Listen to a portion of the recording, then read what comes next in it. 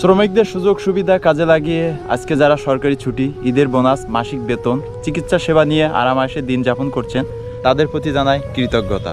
বছরের একটা দিন মাথায় গামছা আর কিছু ব্যানার ফেস্টুন লাগিয়ে শ্রমিকদের নিয়ে যে আন্দোলনের দিন আপনারা স্মরণ করছেন, আপনাদের প্রতি জানাই সম্মান এবং শ্রদ্ধা। কিন্তু শ্রমিকরা মূলত যে সেবাগুলো পাওয়ার জন্য আন্দোলন করেছিল, তাদের আন্দোলনকে ব্যানচাল করে 11 জন শ্রমিককে শিকাগো শহরে মৃত্যুবরণ করতে হয়েছিল। এরপরে 6 জন শ্রমিককে যাবজ্জীবন জেল হাজতে মৃত্যুবরণও করতে হয়েছিল।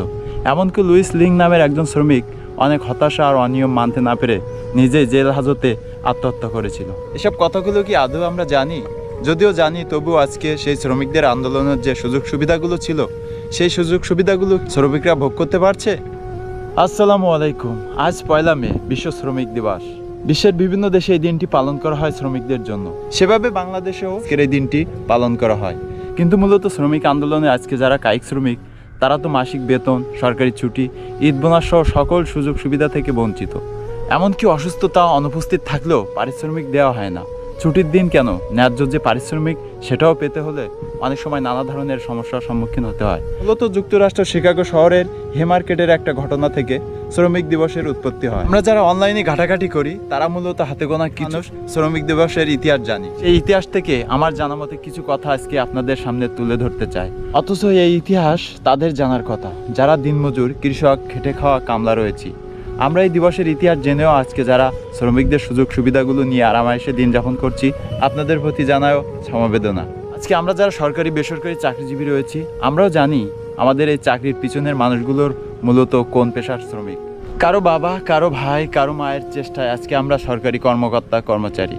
শ্রমিকদের দৈনিক 8 ঘন্টা কর্মক্ষেত্র ন্যায্য মজুরি নিয়ে যা স্পিচ নামের যে একজন শ্রমিক আন্দোলনের ডাক দিয়েছিল, সেই আন্দোলনে অজ্ঞাত বোমা হামলার শিকার হয়ে 11 জন শ্রমিক মৃত্যুবরণ করেন। তার জন্য আগস্ট স্পিচ, লুইস লিং সহ 6 জনকে কারাভোগও করতে হয়।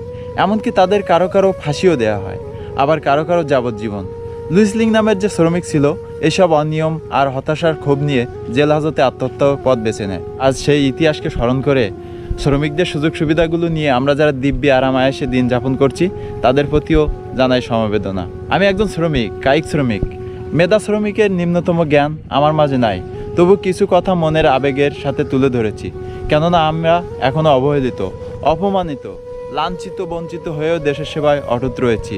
আজকে আমরা যারা মালিকপক্ষ, ঠিকাদার রয়েছি, বছরের একটা দিন মাথায় গামছা বেঁধে কিছু টাকার ব্যানার ফেস্টুন করে শ্রমিক ভাড়া করে যে র্যালি আর আন্দোলনের মর্যাদা দিচ্ছি, তার জন্য আপনাদের প্রতি রইল সম্মান এবং শ্রদ্ধা। তবে আপনাদের কাছে অনুরোধ থাকবে, যারা মালিকপক্ষ, ঠিকাদার রয়েছেন, শ্রমিকদের জন্য কিছুই করতে না পারলেও শ্রমিকদের প্রতি একটু সহানুভূতি, একটু ভালোবাসার উঠোনে নতুন বন্ধন তৈরি হোক পৃথিবীর মানচিত্রে, এটাই কামনা করি।